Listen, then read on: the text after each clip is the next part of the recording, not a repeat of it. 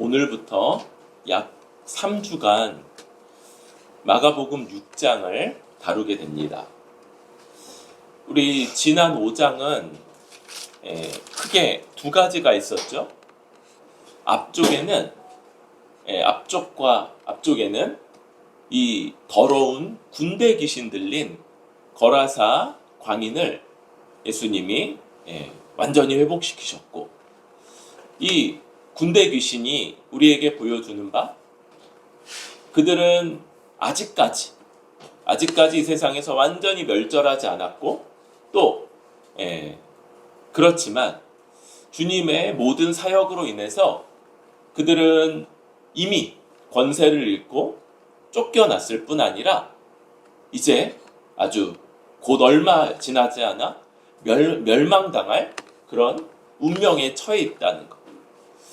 그럼에도 불구하고 어떤 사람들은 그것보다 임한 이 하나님 나라의 일들보다 자신들의 경제적인 문제, 자기 이득의 문제가 더 중요해서 주님을 떠나기를 요청하고, 그러나 함께 있기 원하는 그 거라사 사람에게, 완전히 회복된 자에게 주님은 놀라운 사명을 맡기시는 것들을 보게 되죠.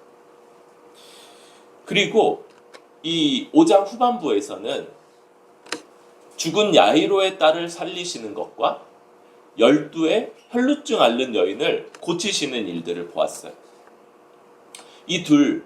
더 나아가서는 5장의 이 세 가지는 다 부정하다, 불결하다, 이런 것들로 연결되어 있는 이미지들이었죠.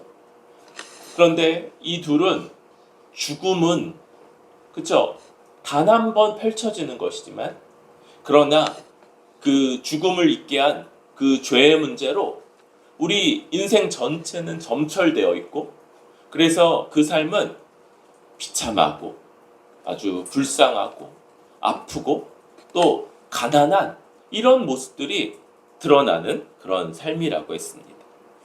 주님은 이것을 고치시는 분이시죠. 뿐만 아니라 이것을 누리도록 믿음을 더하시고 또 연약한 믿음을 온전케 하시는 그런 분이시다라는 것들을 보았습니다. 그러면서 우리 6장에 들어오게 되는데요. 6장은 이제 주님이 오늘 펼치시는 이런 내용들과 함께 이어지는 이 세례 요한과 관련되는 이야기, 그리고 6장의 후반부에는 그 놀라운 오병이어 사건이 제시되는 이러한 장입니다. 그래서 6장도 이 전체적으로 볼 때 앞쪽에 이 이야기들, 그리고 세례 요한의 사건, 그런데 이 사건이 지난 본문과 마찬가지로 샌드위치 구조로 들어가 있어요. 그래서 우리가 분량상 다음 시간에 좀 보게 되지만, 주님이 이 12제자를 보내시는 일과 이 세례 요한이 목배임 당하는 이 일들이 서로 긴밀하게 또 연결되어 있다. 그리고 주님이 이 오병이어 사건까지 펼치시는 것, 이것이 6장의 큰 흐름이라고 할 수 있습니다. 오늘 이 6장을 시작하면서 주님은 거기를 떠나사 고향으로 가시고 제자들도 따랐다, 이렇게 말합니다. 예수님의 고향이 어디입니까?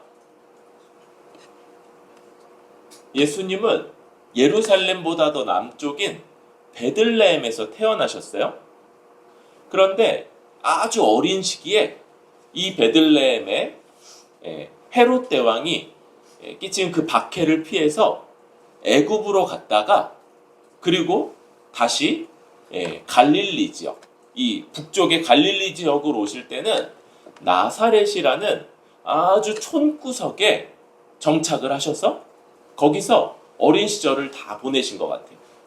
그래서 많은 사람들이 나사렛 예수다, 예수님의 고향이 나사렛이다, 이런 식으로 붙여서 얘기를 했죠.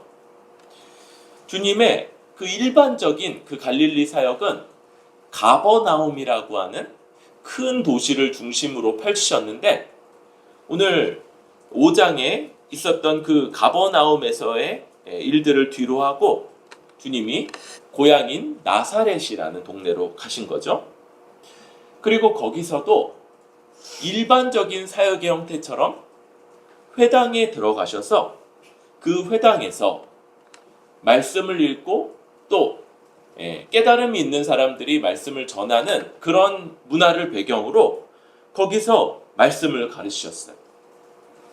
다른 곳에서나 마찬가지로 주님의 가르침은 여기서도 아주 놀라운 그런 성과를 나타냈죠.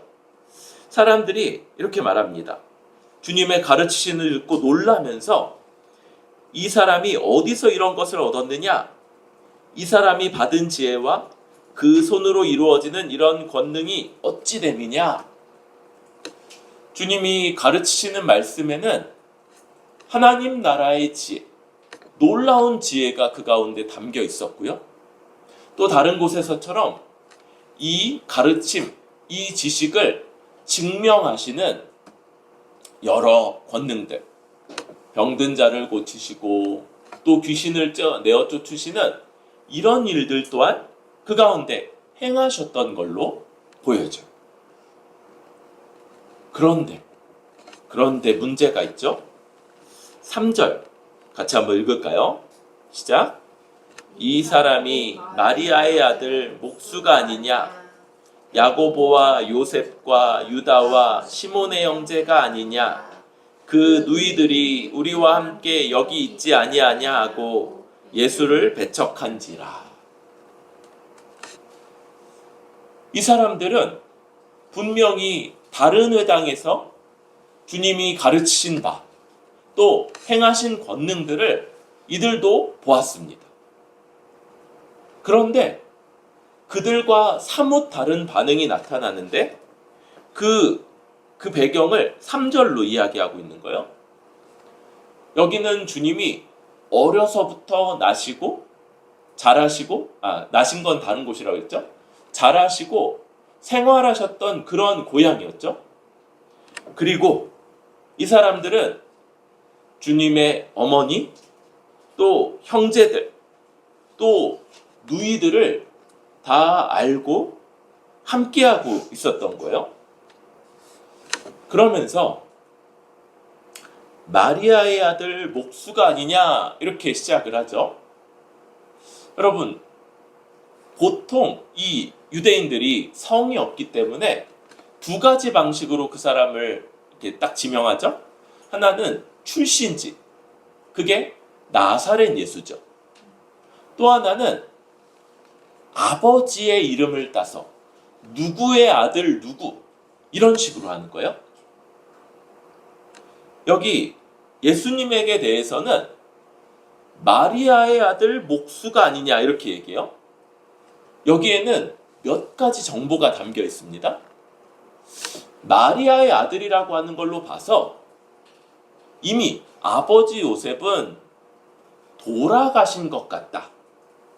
계시지 않으니까 살아있는 어머니 이름으로 예수님을 특정하는 것이라고 할 수 있어요. 그런데 좀 더 생각한다면, 여러분, 아버지가 돌아가신 사람들에게도 이런 식으로 표현하는 것들이 성경에 많이 나와 있습니다. 누구의 아들, 누구의 손자, 누구의 증손자, 누구의 현손, 이런 것들은 그 가문이 아주 대대로 튼튼하고 대대로 명망가의 자식이다, 그 가문이 훌륭하다, 이런 것들을 표현할 때 이런 식으로 표현을 해요. 반대로 죽었지만 아버지의 이름조차 쓰지 않고 마리아의 아들 아니냐 이렇게 표현하는 건 비하의 표현일 가능성이 상당히 있는 거예요. 당시에 여성들이 대단히 이렇게 낮고 하찮은 그런 사람들로 여겨졌던 것들을 배경으로 마리아의 아들이라는 것조차도 예수님을 비하하고 있는 것.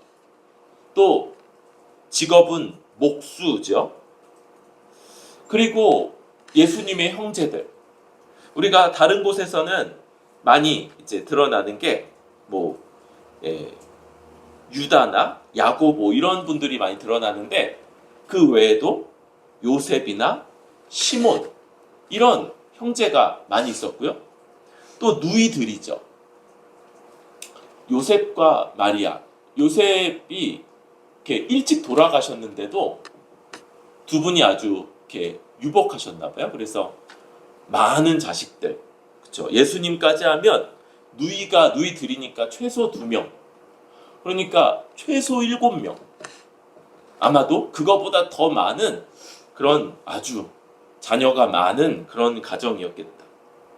그런데 이건 여담이죠. 이것들이 그 예수님이 지금 어떤 표현이냐면, 그저 저 사람도 우리 마을에서 함께 살아가고 있는 야고보, 요셉, 유다, 시몬이나 형제다. 이 얘기는 그들과 똑같은 그런 부류 아니냐. 또 그의 누이들이 우리의 아내로서 여기 함께 거하고 있는 그런 사람이지 않냐. 그리고 그 결과가 예수를 배척했다.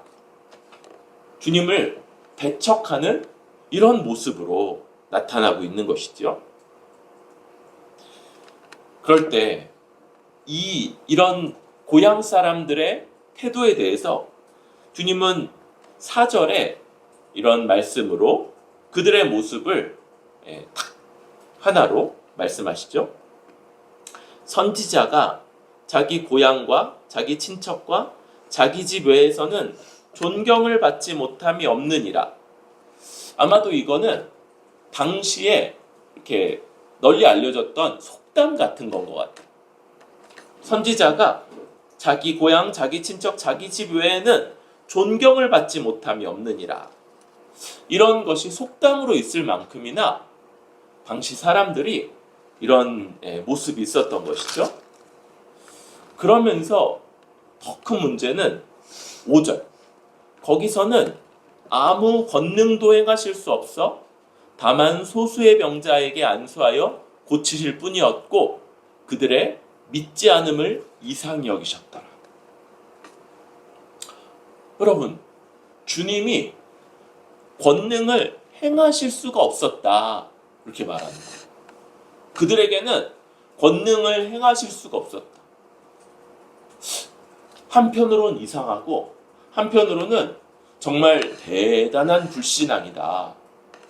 주님조차도 무력화할 만큼의 그런 놀라운 불신앙이다. 그러면서 그들의 믿지 않음을 이상히 여기게 됐죠. 여러분, 주님이 자기 마을에서, 자기 고향에서 이렇게 배척을 당하시고 그 믿지 않음을 많은 사람들의 이 너무 명백한 불신앙, 이 믿지 않음에 대해서 이상하게 여기신 그때 주님이 어떤 방안을 내십니까? 6절 이어지는 말씀, 그 이해부터 한번 읽을까요? 시작. 이에 모든 촌에 두루 다니시며 가르치시더라. 주님이 이제 어떤 대안을 내시냐면요, 모든 촌에 두루 다니시며 가르치시는 방식. 이 가버나움과 갈릴리만 아니라 그 주변에 온갖 그 동네들을 다 다니시면서 거기서 가르치시는 방식을 내시는 거죠. 그런데 여기에 주님의 어려움이 있어요. 뭡니까? 주님은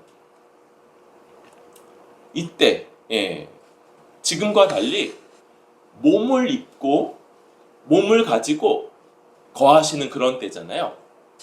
그러니까 주님도 우리와 같이 장소, 시간, 에너지 이런 것들이 제한되시는 거예요.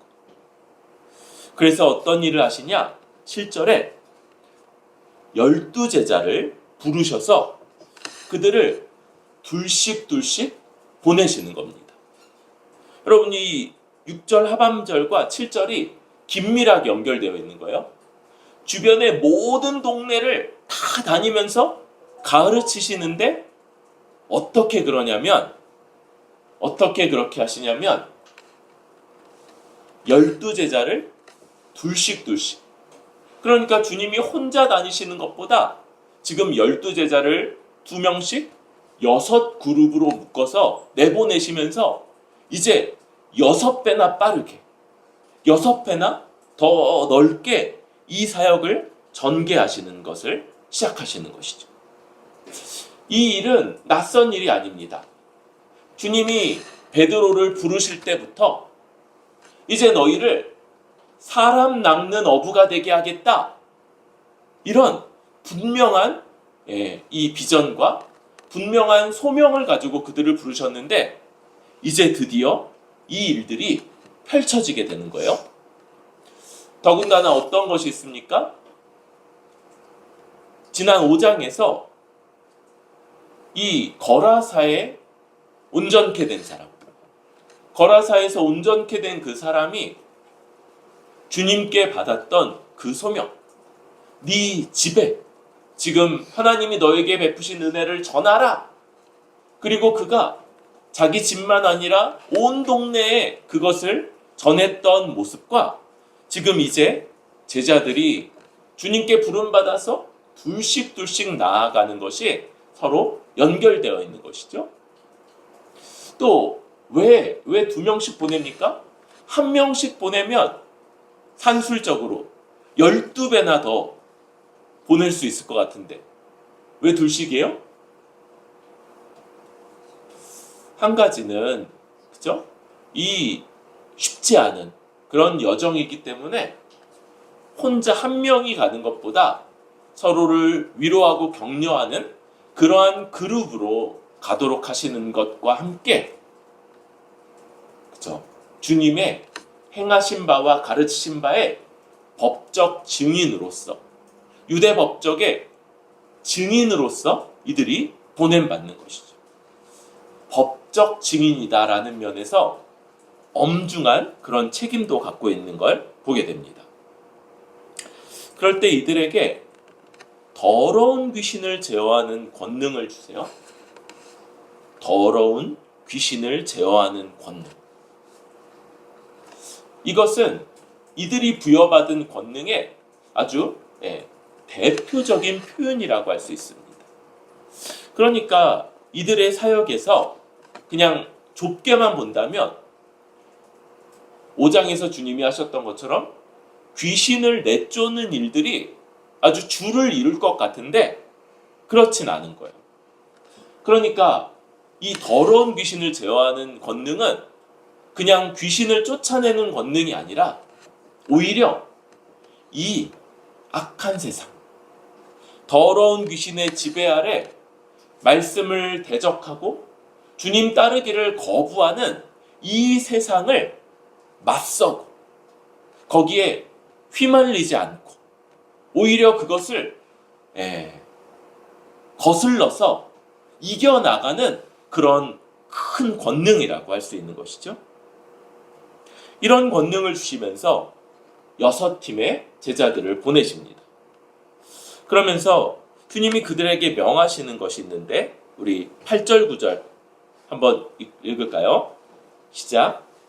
명하시되 여행을 위하여 지팡이 외에는 양식이나 배낭이나 전대의 돈이나 아무것도 가지지 말며 신만 신고 두벌옷도 입지 말라 하시고.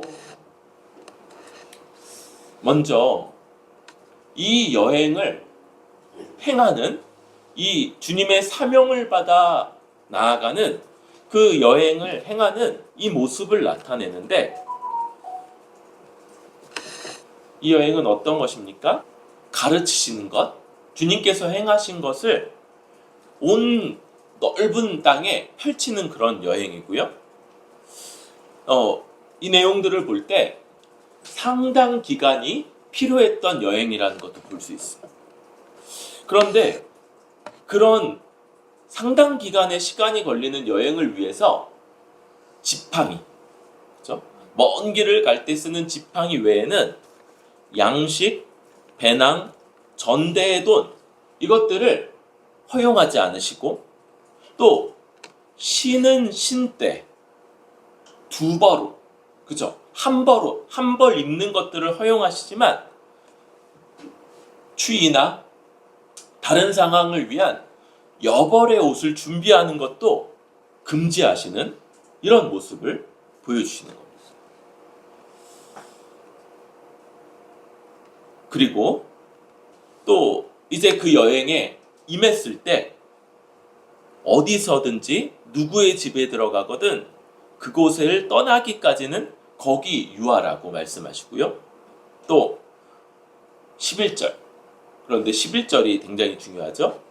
어느 곳에서든지 너희를 영접하지 아니하고 너희 말을 듣지도 아니하거든 거기서 나갈 때 발 아래 먼지를 떨어버려 그들에게 증거를 삼으라, 이렇게 말씀하십니다. 여러분, 지금 양식이라든지 돈이라든지 심지어는 여벌옷도 준비하지 말라 말씀하실 때 그것은 복음을 전하는 곳, 복음을 받아들인 사람들이 그들에게 베풀 호의에 전적으로 의지하라 라는 그런 내용을 담고 있는 거예요. 그러니까 복음을 받고 복음을 받아들인 사람들, 회심한 사람들이 그들을 맞아들일 것이고 그들의 필요를 공급할 것이며 돌볼 것을 염두하고 있는데 특별히 한 곳에 들어가면 그 지역을 떠나기까지는 거기 유하라 라고 명령하시는 겁니다. 이런 배경일 수 있어요. 어느 집에 들어갔는데 이제 그 지역에서 사역하면서 더 다른 집 혹은 더 잘 대접하고 접대하는 그런 곳으로 옮기지 말고 처음 받아들인 곳에 머물라 라는 그런 맥락일 수 있죠. 그런데 거절하는 것 역시도 그들에게 주어져 있습니다. 영접하지 않을 때, 그들을 거절할 때, 곧 말도 듣지 않고 거절할 때, 그때 발 아래 먼지를 털어버리라 라고 말하는 겁니다. 여러분, 이것은 이방 지역에서 다니던 사람들이 하나님의 땅, 가나안 땅으로 들어갈 때 그 이방 지역의 오염물들이 묻지 않도록 거기에서 발을 털어버리고 들어갔던 이런 문화를 배경으로 하고 있다고 봐요. 그러니까 이 제자들을 거부하는 것, 그게 어떤 겁니까? 이들은 분명히 유대의 여러 마을들, 동네로 보냄받았지만 그들을 거부하고 거절하는 것이 자신들을 이방인, 불결한 이방인으로 드러내는 것과 같고, 그래서 그들에게 발을 떨어냄으로써, 발의 먼지를 떨어냄으로써 이것을 증거로 삼으라 라고 말씀하는 겁니다. 그래서 이 제자들이 나가서 그들이 하는 사역이 12절에 나타나는데 회개하라, 전파하고. 그러니까 귀신 쫓아내는 사역이 주가 아니라 나가서 말씀을 전하고 회개하도록 하는 이 말씀 사역이 그 6팀, 12제자 사역의 주된 사역이고요. 그들은 말씀을 선포하고 주님이 회당에서 했던 것처럼 이것을 증거하는, 귀신을 쫓아내고 또 병자에게 기름을 발라 고치는 방식으로 주님이 맡기신 사역을 감당하는 것을 보게 됩니다. 그리고 이런 사역들을 감당하고 14절부터 말씀, 29절까지의 말씀이 들어가고 나서 30절에 사도들이 예수께 모여 자기들이 행한 것과 가르치신 것을 낱낱이 고하니. 그래서 지금 이 사역이 30절에 가서 주님께 돌아와서 그 사역을 보고하는 내용이 이어지고 있고 14절부터 29절까지가 무슨 구조라고 그랬어요? 샌드위치 구조로 이 안에 들어가 있는 그런 모습인 겁니다. 그래서 우리 이런 내용으로 몇 가지를 좀 살펴보고자 하는데요. 가장 먼저 주님이 자기 고장에서, 자기 고향에서 배척받으셨던 그 배경에 익숙함이라는 것, 익숙함이라는 것이 담겨 있는 것을 보게 됩니다. 여러분, 성경에는 새로운 것을 배우고자 아주 열심을 내는 사람들에 대한 이야기가 있어요. 저도 그런 분들을 여러 분 봐왔던 것 같습니다. 무엇이든지 뭔가 새롭고 뭔가 새로 나왔다 하는 세미나, 성경 공부, 온갖 것들을 계속하는 것. 그러면서도 어떻습니까? 정작 잘 자라지는 않는 이런 모습, 이런 분들을 여러분들을 보게 되는 것이죠. 뭐가 문제입니까? 교회는 늘 새로운 것을 전하는 곳이 아니에요.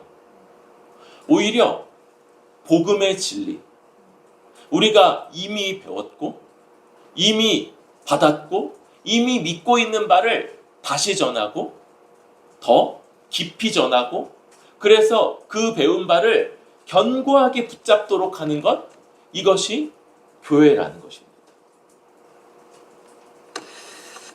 진리에 대해서 여러분 그것을 깊이 생각하지 않고 또 그것이 나의 안에 내면화되어 있는가, 나의 인격과 나의 삶의 전 부분에 영향을 미치고 있는가를 돌아보고 점검하지 않은 채 익숙함으로 이거 들어본 건데, 이거 내가 아는 건데, 대부분의 경우 안다고 말하지만 제대로 설명하지 못하죠. 제대로 말하지 못하고, 그리고 그것이 정말 내면화되었는가, 인격과 그 삶에서 그 말씀이 드러나는가의 부분에서 온전하지 않은 채로 한번 들어봤다. 그거 언젠가 들어본 건데, 아는 건데, 익숙함으로 평가절하라고, 폄훼하고 하찮게 여기는 이런 것들을 아주 주의해야 되겠죠. 교회 역시도 마찬가지입니다. 여러분, 그쵸? 교회, 우리에게 아주 익숙한 공동체, 우리가 서로 긴 시간을 사귀고 긴 시간을 알아가면서 서로에 대해서, 교회에 대해서, 교회는 늘 그렇지 뭐, 이런 익숙함으로 그 가치와 그 영광과 그 존귀함을 사소하거나 하찮게 여기는 이런 일들이 있을 수 있는 거예요. 교회에 대해서도 이러한 표현이 있죠. 교회에 대해 늘 기대하고 교회에 대해 늘 실망한다. 여러분, 기대를 가져야 합니다. 하나님이 우리에게 부여하신 이 복되고 놀라운 선한 것들, 교회만이 이룰 수 있는 성경적인 모습, 더 성경적인 모습을 향한 기대와 갈망이 있어야 되고요. 동시에 그래서 우리가 여전히 거기 미치지 못하는 것으로 실망하고 이러는 것들. 그러나 실망에 머물러 있지 않고 또다시 말씀과 진리 안에서 다시 기대하고 다시 소망하는 이런 일들이 반복되는 것. 이것이 하나님의 교회, 하나님의 공동체인 교회를 향한 마땅한 자세라고 할 수 있겠습니다. 우리가 익숙함으로 복음이나 교회에 대해서, 하나님이 주신 이 놀라운 것들에 대해서 당연하게 여기거나 폄훼하는 일들이 우리에게 없도록 우리 자신을 잘 돌아보고 살필 수 있기를 바랍니다. 두 번째로 좀 주목하고자 하는 것이 이 5절 6절에 나오는 저 고향 사람들의 믿음 없음의 문제. 믿음 없음의 문제. 여러분, 저들이 믿음이 없고 그래서 주님이 권능조차 행하실 수 없는 그런 모습이다라는 것이 한편 이상해 보입니다. 여러분, 다른 회당, 다른 지역의 사람들도 믿음이 없었어요? 심지어 예수님의 제자들, 이 12제자들조차도 예수님을 향한 온전한 믿음이 없다는 것들을 보게 됩니다. 우리 지난 시간만 해도 주님이 그 안에 미신적인 요소가 섞여 있는 그러한 믿음에 대해서 책망하지 않으시고 도우시는 것, 또 연약한 믿음, 부족한 믿음을 책망하지 않으시고 그 믿음을 온전케 견고케 하기 위해서 그들을 도우시는 것들을 보지 않았습니까? 그런데 이들의 믿음 없음은 이것과 다르다는 거예요. 여러분, 믿음이 부족할 수도 있고 이해가 더디거나 또 연약할 수도 있어요. 그런데 태도, 이 진리와 교회를 향한 태도가 이들에게는 이들과 그 다른 믿음 없는 것들의 차이라고 할 수 있어요. 배척하는 것, 별것 아니라고 여기고 거기에 대해서 아예 마음을 닫고 아무런 기대조차 하지 않는 것과는 그것을 잘 모른다 할지라도 어떻게든 붙잡고자 하고 그것을 따라가고자 하는 이 태도와 아주 다른 것이죠. 여러분, 우리 자신을 잘 돌아보아야 합니다. 내가 땅에 숨겨진, 감추어진 보화처럼 내가 아직 조금밖에는 캐내지 못했을 수 있어요. 내 이해가 연약하고 부족할 수 있어요. 이런 것들에 대해서 주님이 책망하시기보다는 그것을 돕고자 하시고 온전한 믿음으로 인도하신다는 것, 이게 놀라운 은혜고 그런 것이죠. 그런데 여러분, 거기에 마음을 두지 않고 다른 것들에 마음을 쏟는 것, 이거 그냥 이미 내가 가지고 있는 것이고 이건 별것 아니야, 이렇게 여기고 마음을 닫아버리는 것, 이 진리에 우리 자신을 내어 맡기려고 하지 않는 이런 태도들은 이 부족한 믿음, 연약한 믿음과 전혀 다른 것이라는 것들을 우리는 바라봐야 합니다. 여러분, 주님은 주님께 나오는 자들을 얼마든지 변화시키세요. 저 제자들, 주님께서 부르셔서 주님께 나온 자들, 주님이 그 연약하고 부족한 자들을 끝까지 이끄시며 어떻게든 그들을 당신의 제자들로, 당신의 사도들로, 당신의 교회로 세워가시지 않습니까?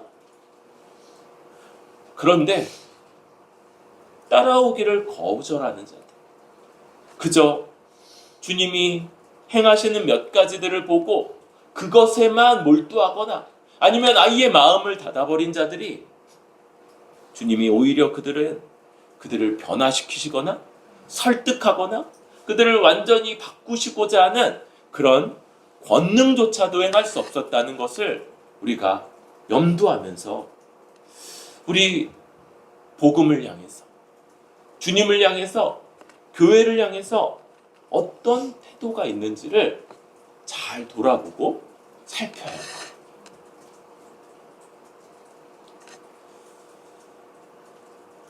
그러면서 세 번째로 우리 주님이 주님의 이 사역을 대행하게 하시는 그런 제자 공동체로서 우리 교회에 대해서 살펴야겠습니다. 여러분, 이 일을 위해서 주님은 교회에 자신의 권세를 부여하시는데, 이 권세, 본문에 귀신을 쫓아내는 권세라고 했죠. 그런데 이게 단순히 축기 사역을 위한 권세다가 아니라고 그랬어요. 이것은 더 크게 이 세상 자체, 사탄의 권세 아래서, 사탄의 그 꼬임 아래 서 있고 그 가운데서 움직여지고 있는 이 세상을 거기에 속하지 않고 휩쓸리지 않고 오히려 거슬러서 그 모든 사역대로 행할 수 있는 이런 권세라고 여겨야 된다. 넓게 봐야 된다 말씀드렸어요. 여러분, 교회는 이 땅에서 교회, 그리고 교회만이 이 놀라운 권세를 갖고 있는 것이죠. 모든 사람들이 맞다고 여기고 거기에 휩쓸려서 살아가고 있는 이 권세에, 이 흐름에 휩쓸리지 않고 거기서 진리를 간직하고 또 이 진리를 따라 주님이 맡기시는 사명, 우리가 가진 진리가 참이고 하나님 나라가 이 세상에 임했으며 하나님이 우리 같은 자들에게 주 예수 그리스도를 통해서 하나님 나라의 복을 주시고자 한다. 이것을 위해서 회개하고 주 예수를 믿으라라고 하는 이 진리를 전하고 선포하는 이 역할을 우리 교회에게 맡기시는 것이죠. 이것이 당신의 사역을 대행하게 하시는 것이고 우리 교회가, 그리고 교회만이 이 세상 가운데 행할 수 있는 권세를 가지고 있는 일들이라는 것입니다. 그럴 때 여러분, 우리는 또한 어떤 태도로 이 일을 행해야 하는가도 바라봐야 될 거예요. 여러분, 여기 양식, 배낭, 전대에 아무것도 가지지 말고 두벌옷도 입지 말라, 이런 것들이 우리에게 주어져 있습니다. 여러분, 이것은 저축하지 말고 어떤 경제적인 그런 여분도 남기지 말고 그렇게 살아가라는 말씀이 아닐 거라고 보여져. 오히려 이 길을 걸어간, 이 사역을 감당함에 있어 주님의 채우시고 돌보시는 것들, 특별히 우리가 선포하고 우리가 행하는 말을 통해서 그 권능이 나타나고 그래서 변화되는 사람들의 호의와 이것들을 의지하라는 말씀이라고 생각됩니다. 여러분, 우리는 우리가 소유한 것, 우리가 가진 것들 한편으로 이것을 규모 있게 잘 사용해야 되는 그런 책임도 있어요. 동시에 하나님이 우리에게 사역을 맡기실 때 거기에 필요한 것도 더하실 거다. 이것을 믿고 우리가 주님의 말씀을 따라 사역할 때 권능을 받고 우리에게 호의를 베푸는 사람들이 있을 거다. 이것을 믿고 의지하는 것이며, 또 반대로 그러나 받지 않고 거부하는 사람도 있을 것인데 이것이 그들을 향한 심판과 정죄의 표가 될 거다라는 것도 이해해야 될 겁니다. 이것이 주님의 공동체로 우리가 염두하며 사역해야 되는 그런 우리가 가지고 있는 권세, 그리고 그 권세를 따라 행하는 태도라고 할 수 있을 거예요. 우리는 이 세상에서 이 세상에 동화되지 않고 오히려 하나님 나라의 공동체로서 우리 가진 권세를 가지고 그 세상에 맞서며 그 세상을 거슬러 가면서 우리의 맡기신 바를 다 그 가운데 어떤 자들을 주의 은혜로 돌이키고 어떤 자들은 우리를 대적하는 것을 통해서 심판과 정죄의 표시가 되게 하는 이 일들을 감당하게 됩니다.